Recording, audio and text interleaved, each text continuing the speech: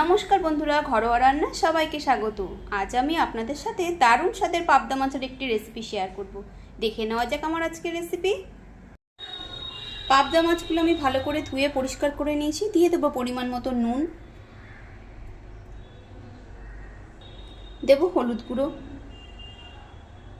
আর একটু কাঁচা সর্ষের তেল দিয়ে দেবো, তাহলে মাছগুলো ভাজার সময় কম ফাটবে। এবার ভালো করে মেখে নেব।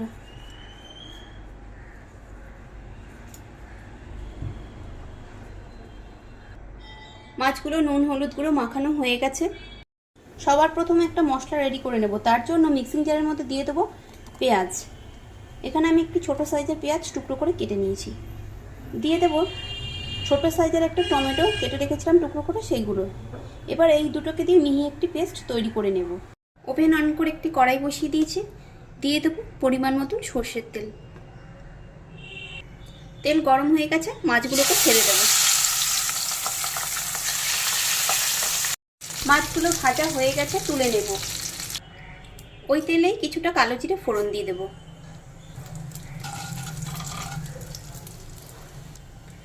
পেঁয়াজ আর টমেটোর যে পেস্টটা তৈরি করেছিলাম সেটা এবার এর মধ্যে দিয়ে দেব।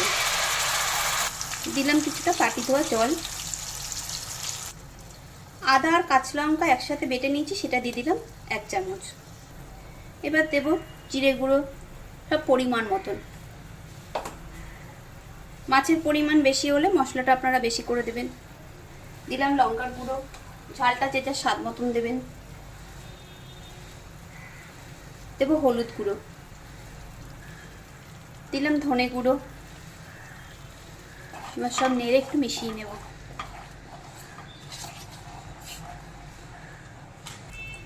দেব নুন স্বাদ মতো। এইভাবে নেড়ে কিছুক্ষণ রান্না করে মশলাটাকে কষিয়ে নেব।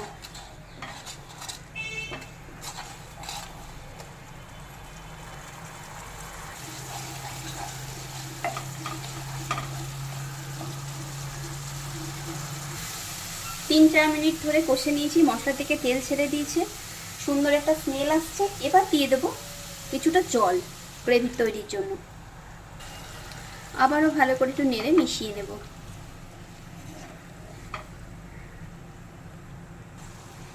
ঝোল ফুটতে শুরু করেছে, ভেজে রাখা মাছগুলোকে এর মধ্যে দিয়ে দেব।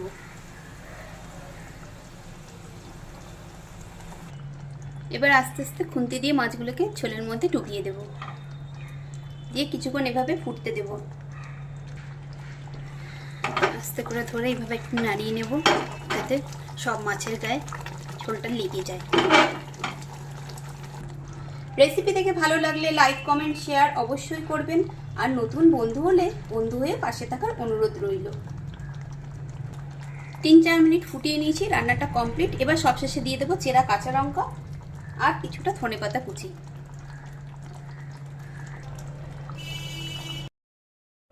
একবার হলো এই রান্নাটা আপনারা অবশ্যই ট্রাই করবেন। আশা করছি আপনাদেরও ভালো লাগবে।